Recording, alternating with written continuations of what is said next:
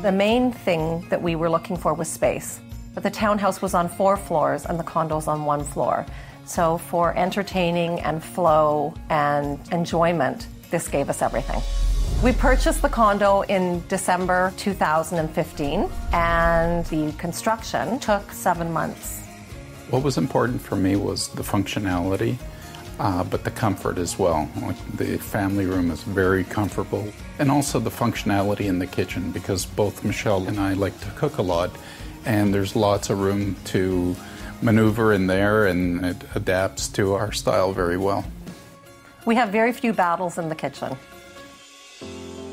The flow of the dining room into the living room is just a natural flow, and we really love that. And one of my favorite pieces in the living room is this coffee table. It's a bit of a reconstruction of a coffee table that's out of France. I just think that it adds panache, a bit of pizzazz to the room.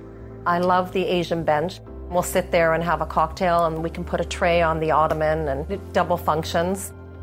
When it comes to where I would tend to spend the big dollars on decorating, I think is the living room and dining room. As long as the other rooms have lots of comfort and equally as beautiful, I just think that the wow rooms are the living room and dining room, your entertaining spaces. And then in the nice weather, and even in the winter, we can go outside on the balcony, which is really quite protected from the elements.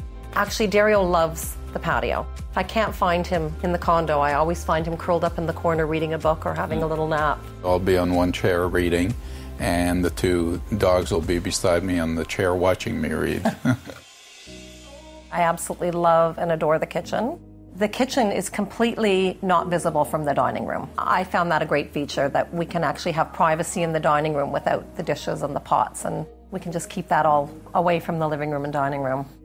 My favorite room in the condo is the family room. There's a lot of thought that went into the layout of it. The couch is very comfortable. It'll accommodate up to 8 people. And there's a sitting area that is our coffee area and our afternoon drinks area as well.